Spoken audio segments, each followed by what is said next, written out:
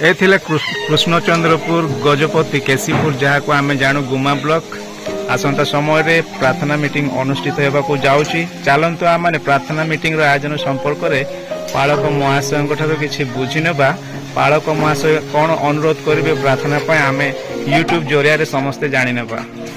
समस्त नमस्कार। प्रभु को विशेष धन्यवाद दिए। प्रभु आम अनेक वर्ष पर आम केशवपुर मंडल में गोटे प्रार्थना मीटिंग अनुष्ठित करने सुযোগ प्रदान कले।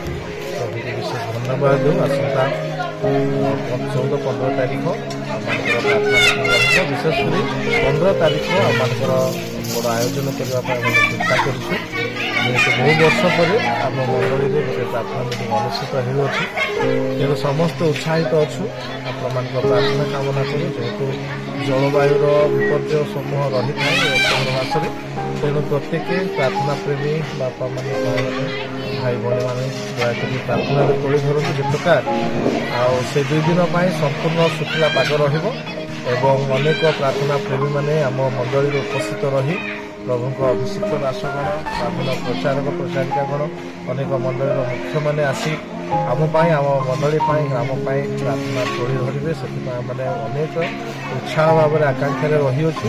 तेणु जलवायु जो प्रकार प्रभु नियंत्रण कर शुखला पाग दिखती एपाई प्रार्थना करूँ। से दिन आयोजन यातायात जिते रही अच्छी लोके जितक बाहर आसवे प्रत्येक यात्रा पथ जो प्रकार सुगम हम प्रभु आकस्मिक अमंगल समस्या दुर्घटना जनित रक्षा करेंगे से प्रत्येक प्रार्थना तोड़ी धरतु एवं प्रत्येक आम निमंत्रण रहा विशेषकर बहुत संख्यार आपण मैंने योगदान करूँ। प्रार्थना प्रेमी माँ बापा भाई भाई समस्त मंडल प्रत्येक परिवार प्रार्थना प्रेमी बापा भाई माँ भाई प्रत्येक को मैंने निमंत्रण जनाऊ आपने बहु संख्यार योगदान करूँ एवं आम मंडली सम्मिलन प्रत्येक मंडली शाखा मंडली प्रत्येक ग्राम प्रार्थना तोड़ी धरतु आप उपस्थित आम कामना कर चाह रही अच्छु दयाकोरी समस्ते आसतु।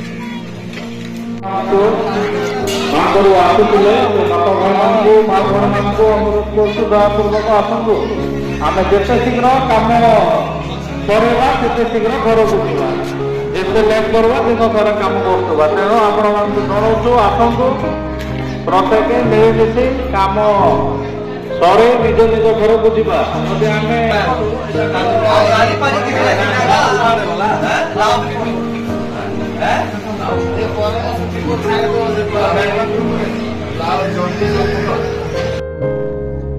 प्रभु जीशु ख्रीष्ट मधुरमयी नाम समस्त नमस्कार ज्ञापन करे। नमस्कार। केसीपुर बाप्टिस्ट मंडल पालक महाशय जो सूचना देते आगामी यही मास अक्टोबर मास 14-15 तारीख जो प्रार्थना मीटिंग रही तत्संपर्कित से किसी संक्षिप्त टिप्पणी रखिले निहाती आपण मैंने बुझीपारे जे तांकरी अनुरोध रक्षा करबा आमे समस्त विश्वास हिसाब रे प्रार्थना मीटिंग रे जोग देबा।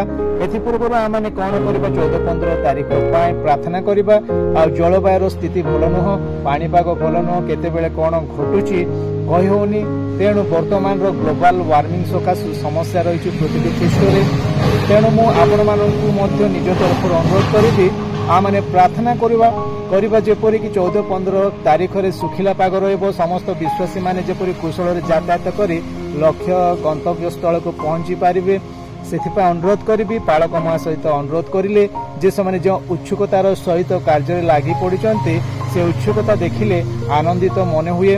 तेणु आने प्रार्थनार सहित प्रार्थना प्रेमी माने विश्वासी माने उपस्थित हो से दिनटी जपरी साफल्य मंडित हेबो कहार कौन अघटन न घटू से दिन यातायात किंबा अन्य कौन क्षेत्र में से आमने प्रार्थना तली धरू। निश्चय आपण मैंने सूचना शुणिले तो आपण मैंने निश्चय जोग देवे यही मोर विश्वास प्रार्थना रही। God bless all of you. Amen. Thank you. समस्त नमस्कार।